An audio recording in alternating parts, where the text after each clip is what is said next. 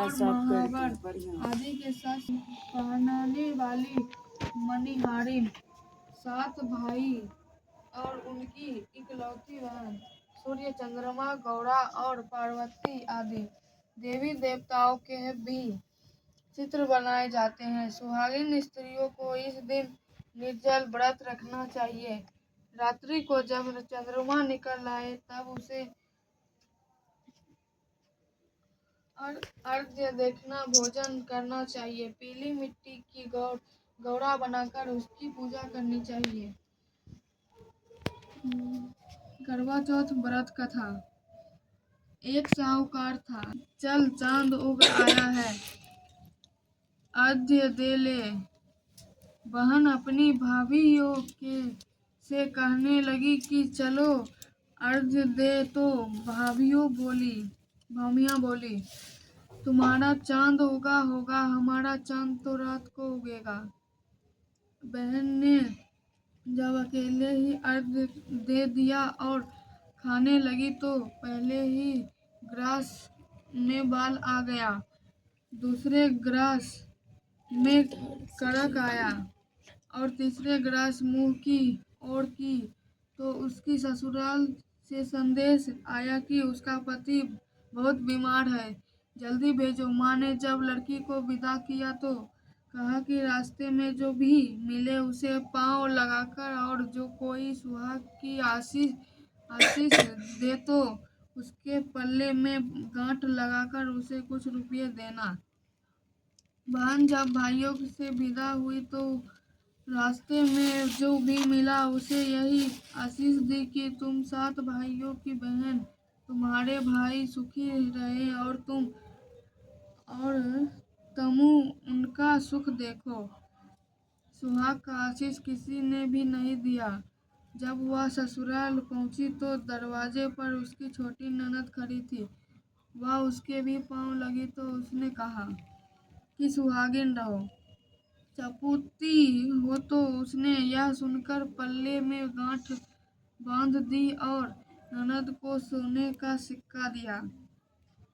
तब भीतर गई तो सास ने कहा कि पति धरती पर पड़ा है, तो वह उसके पास जाकर उसकी सेवा करने के लिए बैठ गई। बाद में सास ने दासी के हाथ बची खुची रोटी भेज दी। इस प्रकार से समय बीतते बीतते मृगशीर की चौथ आई तो चौथ माता बोली, करवा ले भाइयों की प्यारी, करवा ले। लेकिन जब उसे चौथ माता ने नहीं दिखलाई दी तो वह बोली, माता आपने मुझे उजाड़ा तो आप ही मेरे उद्धार करोगी, आपको मेरे सुहाग देना पड़ेगा।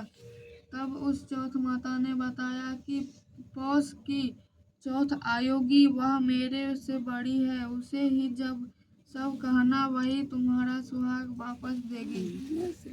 पौष की चौथ आकर चली गई, माघ की चली गई, फाल्गुन की चली गई, चैत्र वैशाख ज्येष्ठ वाली, ज्येष्ठ आषाढ़ और श्रावण भादों की सभी चौथ आई और यही कहकर चली गई कि आगे वाली को कहना।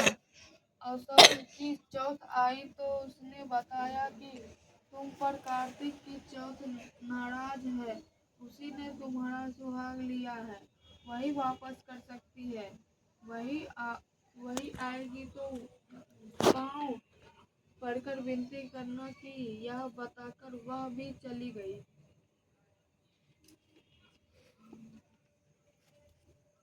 जब कार्तिक की चौथ आई तो वह गुस्से से बोली, भाइयों की प्यारी, करवा ले, दिन में चांद उगानी, करवा ले, व्रत खंडन करने वाली, करवा ले, भूखी, करवा ले। तो यह सुनकर वह चौथ माता को देखकर उसके पांव पड़कर गिराने लगी। हे चौथ माता, मेरा सुहाग तुम्हारे हाथों में है, आप ही मुझे सुहागिन करे। तो माता बोली, पापिन हत्यारिन, मेरे पांव पड़कर क्यों बैठ गई। तब वह बोली कि जो मुझसे भूल हुई उसे क्षमा कर दो, अब भूल नहीं करूँगी। तो चौथ माता ने प्रसन्न होकर आंखों में काजल, नाखूनों में से मेहंदी और टीकों में से रोली लेकर छोटी उंगली से उसके आदमी पर छिटा दिया तो वह उठकर बैठ गया और बोला कि आज मैं बहुत सोया। वह बोली, क्या सोए? मुझे तो बाहर महीने हो गए। अब जाकर चौथ माता ने मेरी सुहाग लौटाई। तब उसने कहा कि जल्दी से माता का पूजन करो। जब चौथ माता की कहानी सुनी, करवा का पूजन किया तो प्रसाद खाकर दोनों पति पत्नी चौपड़ खेलने बैठ गए। नीचे से दासी आई, उसने उन दोनों को चौपड़ पासे से खेलते देखा तो उसने सासू जी को जाकर बताया। तब से सारे गांव में यह बात प्रसिद्ध होती गई कि सब स्त्रियों चौथ का व्रत करके तो सुहाग अटल रहेगा। जिस तरह से साहूकार की बेटी एक सुहाग दिया, उसी तरह से चौथ माता सबको सुहागिन रखे। यही करवा चौथ के उपवास की सनातन महिमा है। करवा चौथ व्रत कथा भाग 2। अति प्राचीन काल की बात है। एक बार पांडु पुत्र अर्जुन तप करने के लिए नीलगिरी पर्वत पर चले गए थे। इधर पांडवों पर अनेक मुसीबतें जल्दी बोलिए। वो कर दिया। जय गणेश जय गणेश जय गणेश देवा, माता जाकी पार्वती पिता महादेव। पान चढ़े फूल चढ़े और चढ़े मेवा, लड्डुअन का भोग लगे संत करे से। जय गणेश जय गणेश देव, एकदम जय गणेश हारी। जय गणेश देवा। शिव जी की आरती